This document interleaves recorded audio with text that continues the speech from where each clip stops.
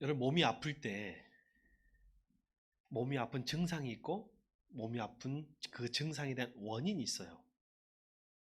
그래서 증상에 대한 증상 치료가 있고 그 원인을 찾아서 치료하는 원인 치료가 있잖아요. 뭐가 더 중요하다고 생각하세요? 원인 치료. 근데 우리는 대부분 사람들이 그 증상만 그때그때 없애면 만약에 그 증상은 당장에는 여러 가지 진통제로 해결할 수 있어도 원인이 해결되지 않으면 여러분 그 통증이나 아픔은 해결될까요? 안 될까요? 계속 반복되겠죠. 우리 몸뿐만이 아니라 우리의 인생의 문제나 또 영혼의 문제도 마찬가지입니다. 사실 우리에게 일어나는 아픔들과 또는 고난들과 그 모든 것들은 사실 어떤 원인이 있거든요. 성경은 그 원인에 집중하게 만들어요. 근데 우리 자신은 자꾸 증상에 집중하게 해요. 우리 성도들 중에서도 그때그때 이 문제를 해결하려면 어떻게 해야 될까? 지금 당장 나는 아픈데 이 문제를 어떻게 하면 될까? 하나님은 왜 해결해 주시지 않으신가에 대해서 늘 관심이 있거나 고민하거나 그래서 때로는 그 원인이 해결되지 않아서 시험에 드는 사람들도 있습니다. 근데 여러분 우리가 오늘 다시 한번 생각해 봅시다. 여러분 하나님은 우리에게 그 원인에 대해서 관심을 갖기를 원하시는 줄 믿습니다. 그것이 우리가 말씀에 대하여 말씀을 알아야 되는 이유예요. 말씀 없이 우리가 인생을 살아가거나 신앙생활을 한다면 그때그때 매 급한 불만 끄면서 살아게 되는 거죠. 근데 만약에 우리가 그 원인에 대해서 정확히 말씀으로 영적인 진단을 하고 산다면 어떤 일이 생겨도 괜찮아 괜찮아 이런 일 때문에 그러니까 그 과정 속에 있어 라고 생각하게 되는 여유가 있지 않겠습니까? 자, 우리가 오늘 한번 그 복습해 봅시다. 복습해 봅니다. 여러분 원래 우리 출애굽기를 제가 3장 7절과 8절에 있는 그 단어들 동사로 한번 엮어가지고 한번 외워본 적 있죠? 한번 해볼까요? 시작. 보고 듣고 알고 내려가서 건져 내고 인도하여 데려가려 하노라. 이거 안 따라하면 외우지를 못할 거예요. 한 번만 따라합니다. 시작. 보고 듣고 알고 내려가서 건져내고 인도하여 데려가려 하노라. 자, 오늘은 오늘은요. 제목이 10가지 재앙이 필요했던 이유예요. 이 10가지 재앙은 어디에 내렸던 재앙인가요? 애굽에 내렸던 재앙이죠. 근데 그 애굽 땅에 이스라엘 백성도 살았어요, 안 살았어요? 이스라엘 백성도 이 고난을 당했을까 안 당했을까요? 상당히 대부분의 고난에 이스라엘도 그 자리에 있었기 때문에 같이 고난을 당합니다. 코로나가 이 땅에 와요. 안 믿는 사람만 아픈가요? 믿는 사람은요? 그렇죠, 여러분. 전쟁이 나면 안 믿는 사람만 고난 당하나요? 믿는 사람도 고난을 당하죠. 애굽에 하나님의 재앙이 내렸어요. 그런데 거기에 이스라엘 백성도 있었어요. 그러면 한두 개 정도 그냥 고난을 주든지 하지 그냥 건져가면 되는데 왜 하나님은 애굽에 10가지 재앙이나 내리셨을까요? 저는 가끔 그런 생각을 해봐요. 아니 예수님은 하나님이신데 굳이 십자가 질 필요 없잖아요. 그죠? 인간의 육신의 몸을 입고 죄인의 몸을 입고 이 땅에 안 오셔도 되잖아요. 하늘에서 말씀만 하시면 되잖아요. 너희들 구원받아라. 너희들 천국 가라. 이렇게 말씀하시기만 하면 되잖아요. 근데 왜 오셨을까요? 거기에도 다 이유도 있고 또 어떤 필요했던 그런 이유들이 있지 않겠습니까? 하나님의 방법이에요. 그게 내려오시는 방법은 하나님의 방법이에요. 그러면 오늘 애굽 땅에 애굽 사람들과 이스라엘 자손들에게 10가지 재앙이 내렸는데 그 이유에 대해서 알아보겠습니다. 먼저 여러분 혹시 무슨 재앙이 내렸는지 기억나십니까? 예, 한번 무작위로 시작. 피, 파리, 개구리, 이, 뭔충이요? 가축, 가축, 예, 가축. 가축은 나중에 나오지만 이제 그 악질, 뭐 독종, 막 그런 거 있어요. 또요. 낙성종기. 이제 외우도록 해드리겠습니다. 저를 따라하십시오. 원래 이 외울 때요, 3개씩 묶어서 외우는 게 기억력에 굉장히 도움이 됩니다. 그래서 9개면 3개씩 묶으면 금방 되잖아요. 근데 이제 10가지 제약이니까 첫 번째는 하나 단독으로 외우고 나머지는 묶어서 한번 외워보겠습니다. 따라합니다. 피, 개이파, 악도구, 매흑장. 좀 빠르게 시작. 피, 개이파, 악도구, 매흑장. 시작. 피, 개이파, 악도구, 매흑장. 여러분만 시작. 피, 개이파, 악도구, 매흑장. 피는 나일강이 피로 변한 재앙이에요. 그 다음에 개이파잖아요. 개구리. 그 애굽의 전체가 개구리로 가득해가지고 사람들이 살 수 없을 정도로 밥그릇에도 나오고 쌀통에도 나오고, 예를 들면 싱크대 열면 나오고 화장실 가면 나오고, 이 정도 된 거죠. 자, 이는 뭐냐면 티끌이 뭐예요? 흙이죠. 흙이 온통 이로 변해가지고 가축과 사람에게 달라붙어가지고 고통을 준 거예요. 그 다음에 파리는 뭐예요? 여러분, 지파리 아니에요? 여러분, 지파리는 어때요? 집에 파리 들어오면 어때요? 예, 쫓아내요. 여러분, 그 아파트에 살면, 좀 고층에 살면 이런 파리도 사실은 귀하지만, 좀 주택에 살거나 그러면 파리도 늘 같이 사는 거예요. 이 집파리는 좀 귀찮을 뿐이지 사실 우리가 그렇게 힘들어하지 않는데, 성경에서 말하는 이건 무는 파리입니다. 물면 이게 얼마나 고통스럽고 아픈지 그냥 살 수가 없는 거예요. 아까 이보다 더 고통스러운 그 다음 단계의 재앙이라고 생각하면 됩니다. 짐승도 물고 사람도 물고 이렇게 막 무는, 뭐 쇠파리라고도 하고, 그 아프리카나 열대지방 같은 데 가면 이런 파리들이 많이 있어요. 그 다음에 자, 피, 개, 이파, 그 다음 뭐예요? 악독우잖아요. 악은 뭐예요? 악은 악질이라고 개역 한글판에 되어 있어요. 근데 우리 성경 개역 개정판에는 돌림병이라고 되어 있습니다. 악질은 돌림병이에요. 돌림병이 뭐예요? 전염병입니다. 전염병. 그러니까 각종 전염병을 다 포함하고 있는 것이라 생각하면 됩니다. 그 다음 악독우잖아요. 우는 뭐예요? 우박입니다. 우박. 여러분, 우박이 얼마나 무섭냐면, 그냥 애교 같은 우박은 뭐냐면 떨어졌을 때 논밭의 소산물이 그냥 다 파괴되는 거죠. 부서지고 줄기도 꺾여지고 이파리도 꺾여지고, 이건 애교예요. 이게 더 심하면 어떻게 돼요? 여러분, 하늘에서 우리 사람 주먹만한 돌이 하늘에 떨어진다고 생각하면 차 위에 떨어지면 어떻게 될까요? 유리창 뚫고 들어옵니다. 거기 사람이 타고 있으면요, 이게 폭탄이에요. 폭탄. 주먹만한 것도 있고 사람 머리만한 것도 있고 더 큰 것도 있을 수 있잖아요. 그래서 우박의 재앙이 있어요. 근데 이 우박의 재앙은 특히 아까 말한 생명을 직접 상하기도 할 수 있지만 식량을 완전히 초토화시켜 버립니다. 식량 자원을. 그다음 메뚜기는 뭐예요? 메뚜기는 아까 그랬잖아요. 매흑장이었잖아요. 그죠? 매흑장. 메뚜기는 뭐냐면요, 우박이 쓸어버리지 못한 나머지를 다 갉아먹어 버리는 거예요. 그리고 완전히 식량에 있어서 애굽이 두 발 다 드는 거죠. 여러분, 전쟁을 하려면 뭐가 있어야 돼요? 식량이 있어야 돼요. 식량이 있어요. 우리나라가 식량이 많이 있어요, 없어요? 네. 쌓아놓은 건 있는데 생산해놓은 쌓아놓은 게 아니고 군량미로 한 1년 정도나 먹을 수 있는 것이 있겠죠. 가끔 그것을 풀기도 합니다만. 그리고 흑암은 뭐예요? 흑암. 3일 동안 암흑이 돼버려요. 3일 동안 암흑이 돼버려요. 여러분, 3일 동안 비만 계속 오고 캄캄해도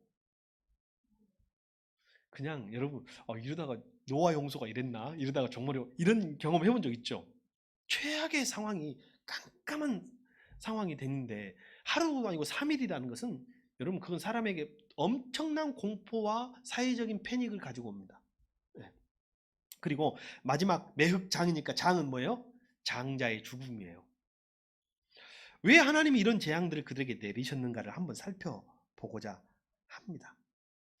아까 제가 설교를 시작하기 전에 치료는 원인 치료가 있고 증상 치료가 있다 그랬잖아요. 제가 지금까지 이게 옆에서 보면 그 과외를 했던 옛날 그 가외 선생님들, 청년들을 몇 명 잘 알아요. 근데 옛날 보면 요즘으로 말하면 굉장히 쪽집게 과외라고 아시죠? 아니 그 청년이 맞기만 하면 성적이 오르는 거야. 그래가지고요, 제가 한번 재수하는 제 조카를 맡겨보려고 이제 물어봤어요. 문의를 했습니다. 내 조카 좀 재수를 한다는데 좀 봐줄 수 있느냐? 이렇게 물었어요. 그랬더니 그 청년이 그때만 해도 한 30대 초반? 초중반 정도 지금은 이제 완전히 다 아저씨들입니다. 예, 뭐라고 하냐면, 목사님, 목사님이 필요로 하시거나 부탁하시면 제가 열심히 해드릴게요. 그래서 근데 얼마인지가 되게 궁금하잖아요. 과외 맡길 때. 그죠? 안 그래요? 근데 그게 참 물어보기 그러더라고요. 그래서 그래도 얼만데 얼마 정도 주면 되는데 라고 제가 물어보니까 어차피 제가 주는 건 아니고 제 조카니까 자기 엄마가 주겠죠. 근데 그 친구가 하는 말이, 목사님, 저는 부르는 게 값이 쉽습니다. 그렇게 말하는 거. 그러니까 알아서 주십시오라고 말을 하는데 진짜 난감하더라고요. 그래서 내가 알아서 주면 얼마나 줘야 되는지 해서 그때 아무튼 대충 이렇게 그래도 맞춰가지고 음, 아주 비싸진 않아도 섭섭하지 않도록 줘야 되겠다는 생각을 갖고 있었거든요. 근데 이제 제 조카니까 저희 집에서 과외를 했었어요. 네, 제가 이렇게 봅니다. 이게 왔다 갔다 하면서 보잖아요. 잘 가르치는 사람들, 아이들이 변화되는 사람들의 특징이 있습니다. 어떤 특징이 있을까요? 갑자기 과외한다고 공부를 잘할 일은 절대 없어요. 이 아이의 생활을 바꿔버리더라고요. 자기 생활이 바뀌지 않는 아이가, 학생이 갑자기 성적이 오를 확률은 없는 것 같아요. 제가 보니까. 그럼 뭘 바꾸냐? 제가 보니까 그 친구에게 숙제를 어마어마하게 내주는 거예요. 일주일에 2번 만나거든요. 일주일에 2번 만나는데 거의 그 만나기 전날은 밤을 새우는 거예요. 제 그 조카가 밤을 새우는데도 못 해갖고 가가지고 엎드려 빠쳐 엎드려 빠쳐도 시키고, 못하면, 그러니까 완전히 한 하루 이틀 전에는 초긴장 상태로 빠져가지고 그 숙제에 몰입을 하는 거예요. 내가 이제 물론 제 그 친구가 제 다른 친구들에 비해서, 다른 아이들에 비해서 좀 늦었을 수도 있겠지만, 그 속도면에서 늦을 수도 있겠지만, 그렇게 하면서 변화가 일어나기 시작하는 것을 제가 보면서, 뭘 끊게 되냐면, 보통 학생들이 뭐 해요? 뭐에 시간을 보내요? 뭐에 빠져 있어요? 핸드폰, 컴퓨터, TV. 딸들 아빠야. 제가 우리 애들한테 했던 말이, 왜 요즘 여자아이들이 공부를 잘하고 남자아이들이 공부를 못한 줄 아냐? 저희 때는 남자애들 공부를 잘했거든요. 더. 특히 한 중학교 때까지는 비슷하거나 여자애들이 잘해도 고등학교 가면 남자들이 딱 올라가요. 예전에는 왜냐하면 수시 이런 게 없어가지고 다 정시밖에 없었죠. 이게 딱 바뀌는데 좀 집중력은 남자들이 좀 있는 편이거든요. 저는 조금 아들만 있어서 그런 게 좀 억울한 게, 입시체계가 자꾸 여성 중심으로, 여자아이들 중심으로 바뀐다는 생각을 해서, 이렇게 하면 정말 우리나라의 인재들이 클 수 있을까라는 생각을 좀 해봐요. 아무튼 뭐 어쩔 수 없죠. 제가 그것은 현실을 바꿀 수 없으니까. 그런데 그 아이들이 그렇게 하면서 그것을 끊게 되더라고. 핸드폰을 끊게 되고, 줄이게 되고, 게임을 끊게 되고, 줄이게 되고 하면서, 그리고 어떤 쓸데없는 어떤 만남이나 이런 것들을 줄이게 되면서 딱 집중을 하는 거예요. 근데 가끔 저희 애들이 하는 말이, 제 아들들이 하는 말이, 어떤 자기 친구는 별로 열심히 안 하는 것 같은데 되게 잘한다는 거예요. 그래서 억울하겠죠. 그렇죠. 별로 안 하는, 물론 그런 사람도 개 중에 있을 수 있는데, 여러분 그런 경우는 어떤 경우냐? 제가 봤을 때는 뭐냐면, 모두 전환이 분명한 거예요. 그러니까 놀다가도 공부 시작하면 확 몰입해 버리는 거예요. 이거는 오랜 시간 훈련된 사람이에요. 오랜 시간 훈련된 사람은 놀다가도 딱 공부 시작하면 그 공부에 딱 몰입하는데, 예를 들면 계속 게임하다가 공부로 전환하는데 시간이 많이 걸려요, 안 걸려요? 되게 많이 걸려요. 라면 먹고 밥 먹다가 딱 이게 전환하는데 시간이 걸려요, 안 걸려요? 많이 걸려요. 이제 물론 이거는 논외니까 둘째 치고, 제가 봤을 때는 신앙도 마찬가지입니다. 내 삶이 바뀌지 않는 사람은 신앙에 있어서 변화를 이루어내기가 힘듭니다. 그래서 이번에 우리가 말씀의 삶, 이제 3기 오늘 마지막 종강하거든요. 말씀의 삶을 하면서 성경 읽으면서 삶이 바뀌던가요, 안 바뀌던가요? 내가 그전에 했던 것들, 내가 좋아했던 것들, 내가 먼저 했던 것들, 내가 우선시 했던 것들이 뒤로 밀리고 뭘 먼저 해야 돼요? 말씀 읽는 것을 먼저 하게 되잖아요. 그러면서 삶이 바뀌거나 관계가 바뀌거나 가정이 바뀌거나 부부가 바뀌거나 이것들을 경험하게 되는 거예요. 이게 오늘 제가 왜 10가지 재앙을 하면서 여러분에게 그 말씀 드리냐면, 제가 지난주에 잠깐 언급했거든요. 이 10가지 재앙은 어떤 의미가 있느냐. 물론 제가 어, 간단하게 말씀드리고 그 다음에 한번 제가 설명을 좀 드리겠습니다. 먼저 출애굽기 8장 19절에 보면 이는 하나님의 권능이다 라는 말을 애굽의 술객들이 고백해요. 그러니까 애굽의 10가지 재앙은 하나님이 살아계심을 보여주기 위함이에요. 누구에게? 애굽 사람들에게, 바로에게, 그리고 이스라엘 백성들에게. 지금 이스라엘 백성들도 처음에는 반신반의해요. 여러분, 믿음이 안 믿는 사람만 없는 게 아니라 믿는 사람도 믿음이 없을 때가 많아요. 우리도 반신반의할 때가 많잖아요. 그래서 하나님이 이 재앙을 보여주신 것은 애굽 사람들과 바로와 그리고 의심하고 있는, 방황하고 있는 이스라엘 백성들에게 하나님의 권능을 보여주기 위해서 일단은 보여줬다는 거예요. 그것이 애굽의 술사들의 고백에서 나옵니다. 이는 하나님의 권능이다. 그리고 두 번째로는 애굽의 10가지 재앙은 애굽의 죄에 대한 심판이에요. 애굽이 영적으로 우상숭배하면서 음란하게 저질렀던 죄악들, 그들이 도덕적으로 많은 약자들을 괴롭히고 약한 나라를 괴롭히고 했던 문제들, 이런 것들을 하나님이 벌주게 한 거예요. 반면에 이스라엘 백성도 왜 그 고난을 같이 당했느냐? 애굽에 살면서 애굽 사람들과 별반 차이 없이 단반 노예였을 뿐이지 그들이 믿는 거 믿고 그들이 좋아하는 거 좋아하고 그들이 추구하는 거 추구하면서 살았던 그들에게 하나님이 죄에 대한 심판의 성격이 있었다라는 거예요. 근데 오늘 제가 초점을 맞추고 싶은 것은 세 번째입니다. 민수기 33장 4절에 보면 애굽인은 여호와께서 그들 중에 치신 그 모든 장자를 장사하는 때라 여호와께서 그들의 신들에게도 벌을 주셨더라. 애굽의 10가지 재앙 중에 여러분 성경은 뭐라고 말했냐면 그들의 신들에게도 벌을 주셨더라라는 말이 나와요. 여러분 애굽의 10가지 재앙이 제가 지난주에 다 뭐와 관계됐다고 했어요? 애굽 사람들의 신들의 문제와 관계가 돼 있어요. 여러분 출애굽이 쉬운 문제예요? 안 쉬운 문제예요? 여러분 봅시다. 술 먹는 사람이 딱 술 끊고 안 먹는 사람이 되는 것이 쉬운 문제예요? 어려운 문제예요? 독한 사람이죠.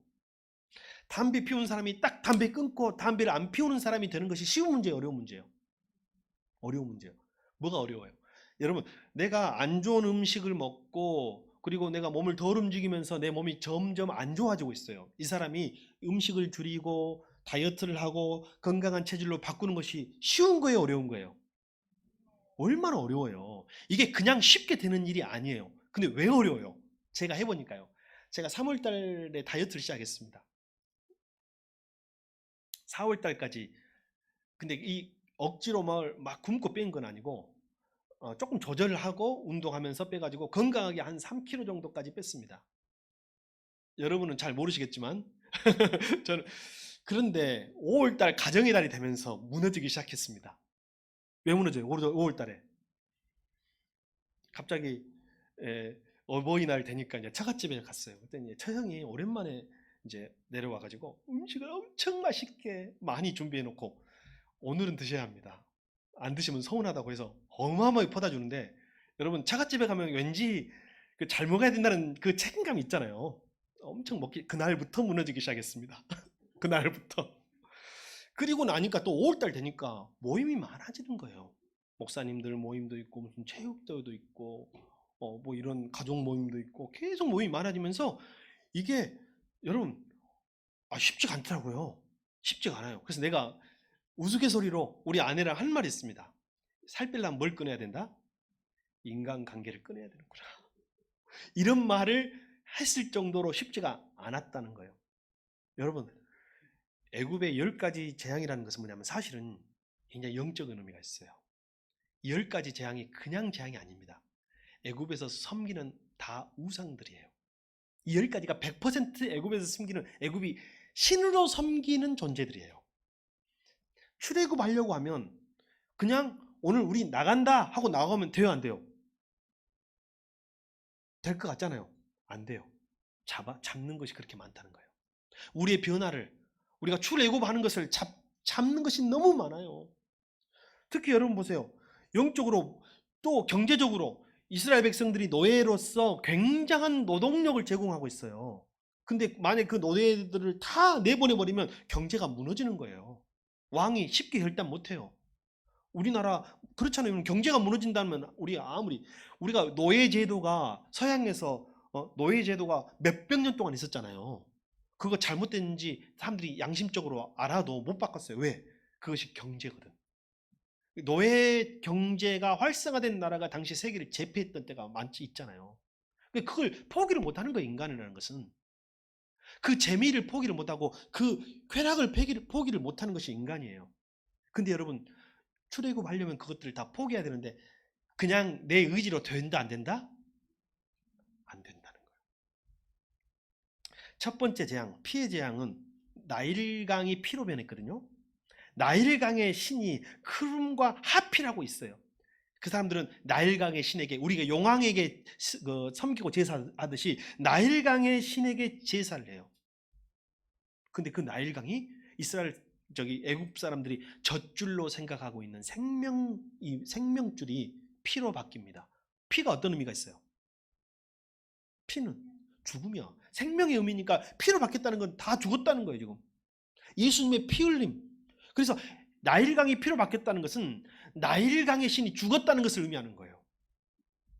그 사람들은 나일강이 없으면 살 수 없는 사람들이에요, 애굽 사람들은. 근데 그 나일강의 물을 먹을 수도 없고, 나일강에서 난 물고기를 잡아먹을 수도 없고, 나일강에서 그 어떤 가까이 갈 수가 없고, 냄새나고, 피 색깔로 물들어버린 그 나일강. 그것은 나일강을 숭배하고 있는, 그리고 이스라엘 백성들도, 애굽 사람도 마찬가지지만 이스라엘 백성들도 나일강이 없으면 살 수 없다라고 생각하고 있었어요.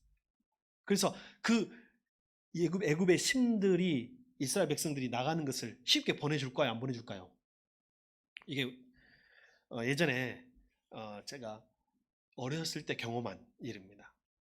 저희 목사님이 갑자기 저한테, 저희가 중학교 때였던 것 같아요. 근데 제가 다니던 교회, 고향에서 다니던 교회 목사님이 저한테 신방 같이 갈래? 그러더라고요. 그래서 어린 저를 데리고 저와 함께 그 사모님과 함께, 목사님 사모님과 함께 저도 같이 신방을 갔어요. 제 생각에는 한 30대 초반 되는 이제 아기 하나 있는 젊은 엄마였는데 되게 고상하고 엘레강스하게 생기신 우리 교회 성도였어요. 근데 그분이 이렇게 좀 약간 뭐 외모나 여러 가지로 망가지고 그런 거 내가 본 적이 없었던 것 같아요. 그 당시 그 기억에. 근데 갑자기 찬송을 부르고 집에서 예배를 드리는데, 여러분 아시죠? 여러분 축사 사역이 시작됩니다. 갑자기 그분이 콕 쓰러지는 거예요. 예배 드리다가. 촉 쓰러지는데 갑자기 제 3의 인격이 나오는 거예요. 제 3의 인격이 나오는 거예요. 그러면서 말을 하는데 그분은 되게 엘레강스한 여성분이었잖아요. 중성의 보이스가, 목소리가 탁 나오면서 이제 제 3의 인격이 우리가 보기에는 제 3의 인격인 거죠. 이제 축사 사역을 하니까 거기에는 이제 귀신의 그 역사함이었다라고 이제 말씀드릴 수가 있겠죠. 나오는데 이제 목사님이 이제 축사를 하다가 물어봐요. 우리는 계속 찬송하고 기도를 계속 시키고, 그러니까 목사님 일부러 데리고 간 것 같아. 기도와 찬송을 열심히 옆에서 해주라고 하고, 목사님이 축사 사역을 할 때. 그리고 목사님이 이제 물어보는 거예요. 조용히 시키고 이제 자기 정체를 드러냈어요. 처음에는 그냥 본인인 것처럼 하다가 나중에 보니까 자기가 몇 살 때 들어왔다고 이렇게 이야기를 하는 거예요, 실제로. 그래서 몇 살에 들어왔는데 마지막에 들어왔대, 이 집에서. 그러니까 거기 뭐 오빠도 물에 빠져 죽고 누구도 어떻게 죽고 막 이런 막 그런 엄청난 많은 그 고난이 있는 집이었어. 근데 내가 누구도 죽였고 내가 마지막에, 죄송합니다, 제가 그 표현을 그대로 쓸게, 내가 인연을 죽이기 위해서 마지막에 들어왔다, 이렇게 말을 하는 거죠. 근데 인연이 중학교 때부터인가 교회를 다니기 시작했어, 이 말을 하는 거예요. 중학교 때 교회를 다니기 시작했대. 근데 그냥 열심히 다니는 게 아니라 나이롱 신자였어요. 그 뭐 왔다 갔다 하고 친구 따라 왔다 갔다 하고 선생님이 부르면 또 한번 갔다가 또 빠졌다가 나이롱 신자로 시작을 하기 시작했는데 그 자체가 이 귀신한테는 미칠 짓인 거야. 그것만으로도. 그래 너무너무 힘들고 괴로워가지고 내가 지금까지 내가 그 목표를 달성을 못했다고. 내가 다 죽였는데 2년도 마지막에 내가 죽여야 되는데 못 죽이고 있다고 막 한을 토로하는 거예요. 여기까지만 제가 이야기할게요. 그냥 본질이 아니니까. 한 사람이 예수 믿고 구원받고 하나님의 자녀가 되기까지 붙잡고 있는 것이 한 가지, 두 가지, 세 가지가 아니라 10가지, 100가지, 1000가지가 있어요. 세상에 내가 포기해야 될 것들도 있고 애굽의 이 많은 신들처럼 나일강의 신, 나일강은 젖줄이잖아요. 생명줄 있잖아요. 어찌 보면 내가 예수 믿고 교회 다니는 데 있어 내가 생명이라고 생각하는 거, 내가 젖줄이라고 생각하는 것이 내 생계라고 생각하는 것이 그 일을 막을 수도 있어요. 개구리는 뭐냐면요. 부활과 다산을 상징하는 애굽의 신 헤케트라고 있어요. 헤케트. 요한계시록의 개구리는 더러움과 불결함을 상징하는 거예요. 부도덕과 영적인 타락과. 그러면 그 개구리 신을 심판했다는 것은 뭐냐면 부도덕한 애굽과 영적으로 타락한 애굽을 심판하고 그것에 동조하고 그들을 두려워하고 그들을 섬기고 있는 하나님의 백성들에게 심판하는 거예요.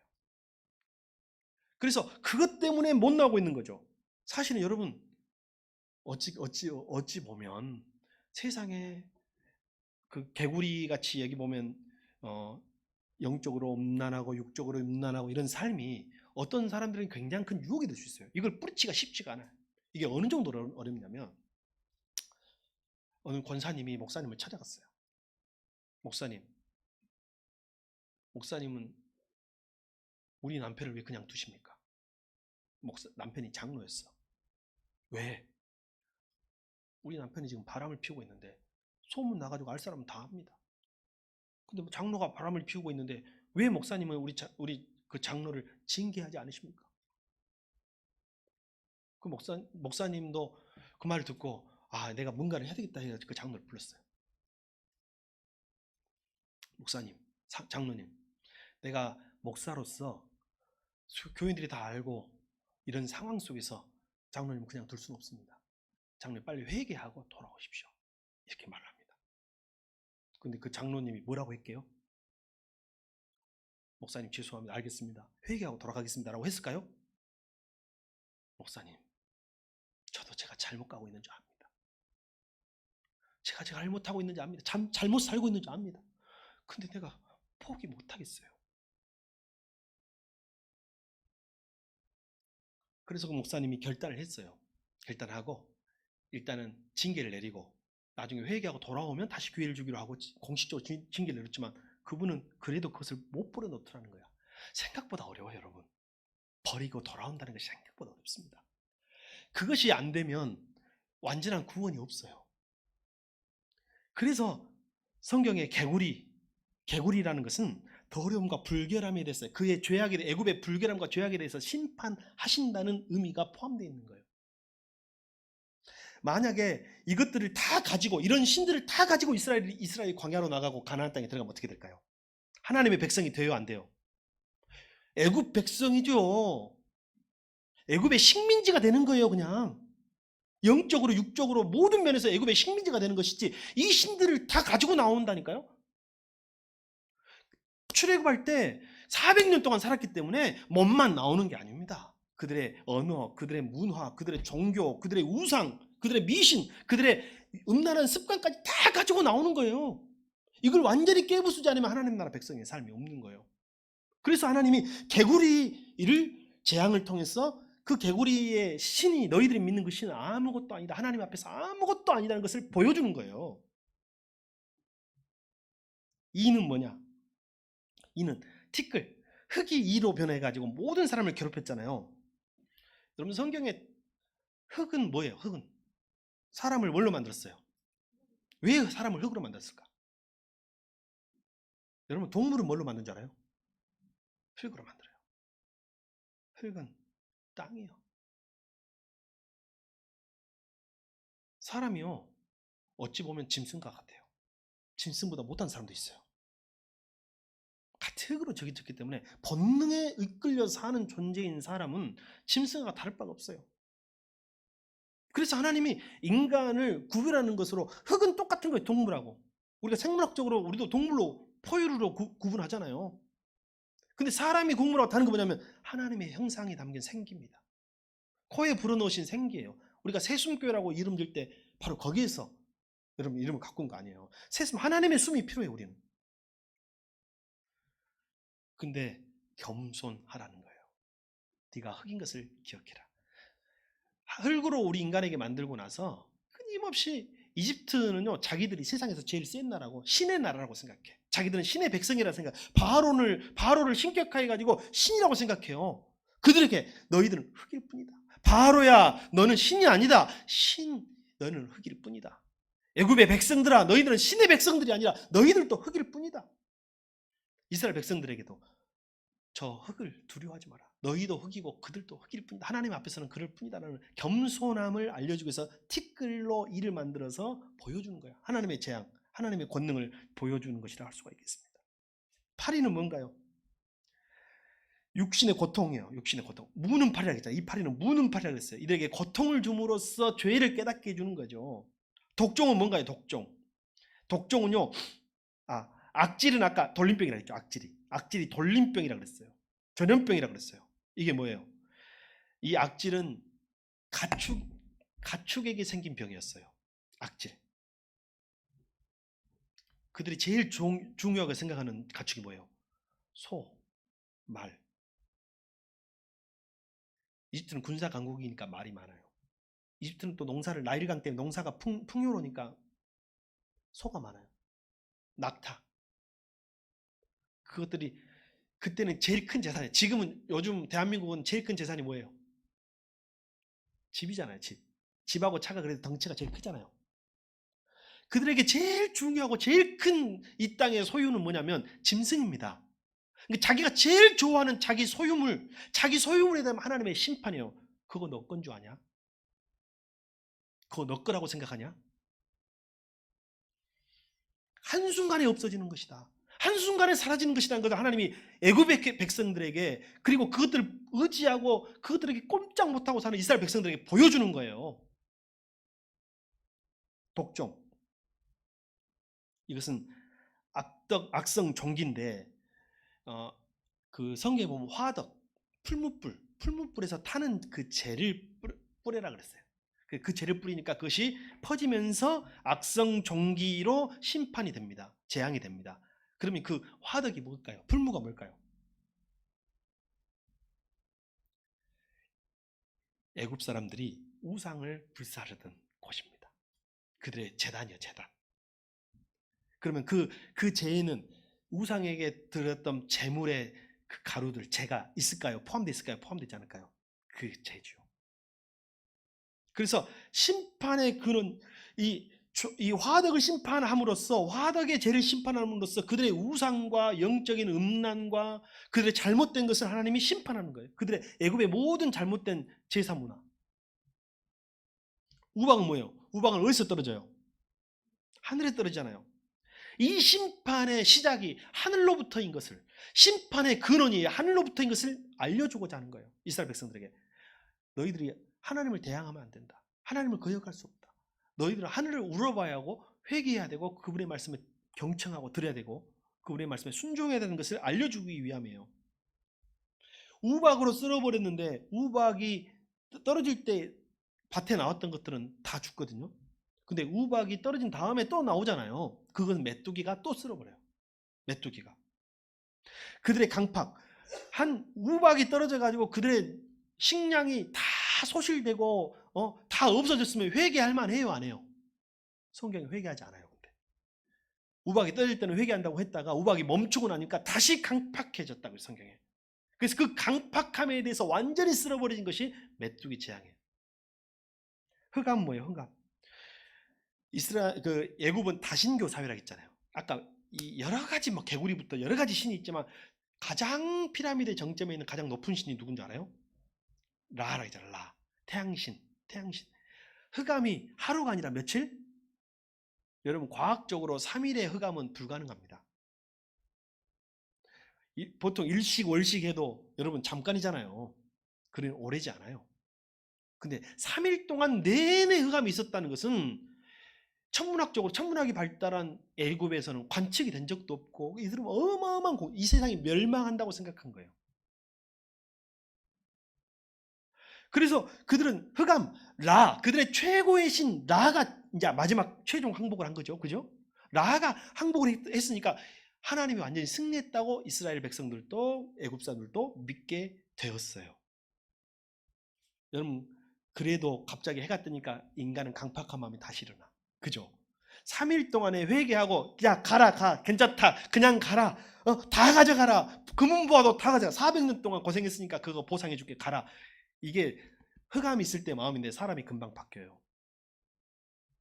마지막 하나님이 그들이 포기할 수 없는 재앙을 내립니다. 그들이 절대로 따를 수밖에 없는 재앙을 내려요. 그게 뭐예요? 장자의 죽음이요. 매흑장. 우리 인간의 가장 소중한 게 그래도 자녀 아닙니까? 가장 나쁜 사람 누구냐면 자기 자녀를 불살라 드린 왕을 이스라엘 역사에서는 가장 악한 왕이라고 말하고 있어요. 자기 자녀를 왜 불살라 드린지 알아요? 자기 살라고 우상에게 가장 소중한 걸 드리면 그 우상이 자기 소원을 들어줄까 봐서. 그건 하나님 신앙, 야훼 신앙이 아닙니다. 인간이면 누구라도 왕이라도 노예라도 자기 자식이 가장 소중한 거예요. 근데 마지막에 여러분의 우상 중에 가장 큰 우상이 뭐냐면 자식입니다. 저도 마찬가지고요. 제가 생각해봐요. 하나님이 자녀 아니면 나를 연단할 방법이 뭐가 있을까? 고난 아니면 나를 연단할 방법이 뭐가 있을까? 이렇게 생각해보는데 만약에 나를 가장 하나님이 연단을 시키려면 가족인 것 같아. 가족. 그중에 1번이 뭐냐면 자식이요. 그래서 나에게 있어서 가장 큰 우상을 하나님이 뭐라고 하면 아마 그것이 자식이지 않을까라는 생각을 하면 여러분은 아닌가요? 왜 하나님이 아브라함에게 아들 이삭을 바치라고 했을까? 이게 끝판왕인 거예요.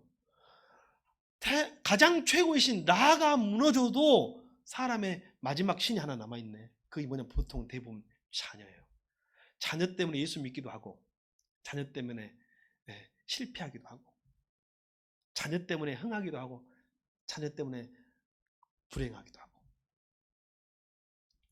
자, 오늘 우리는 시간이 되어서 마무리를 하겠습니다. 10가지 재앙이 필요 있던 이유. 하나님이 우리를 부르시는데 고난이 있었던 이유. 그리고 아직 내가 버리지 못한 이 세상의 우상이 나에게도 10가지나 있지 않을까? 여러분 출애굽하는 과정은요. 그것과 결별하는 과정이에요. 애굽의 신들과 결별하는 과정. 그것이 아무것도 아니구나. 돈 아무것도 아니구나. 있다가도 있고 없다가도 없는 것이구나. 생명. 여러분 젊은이도 죽고요. 건강한 사람도 금방 죽을 수 있고 때로는 골골하고 금방 돌아가실 것 같은데 그냥 오래오래 사시는 분도 있잖아요. 사람의 생명 하나님의 손에 있어요. 죽었다고 병원에서 사형 선고 받은 사람도요. 천수를 누리며 사명을 감당한 사람도 있고요. 아무 문제 없고 건강하다고 건강검진 엊그저께 있는데 갑자기 돌아가신 분도 있는 것이 인생인 거예요. 여러분 애굽의 재앙을 통해서 내가 아직 결별하지 못하거나 내가 아직 포기하지 못하거나 내가 아직 내려놓지 못한 애굽의 우상과 전통과 습관이 있다면 내려놓고 성숙하여 하나님이 사용하시는 새숨의 백성들, 하나님의 백성들 되기를 축복합니다. 기도하겠습니다. 하나님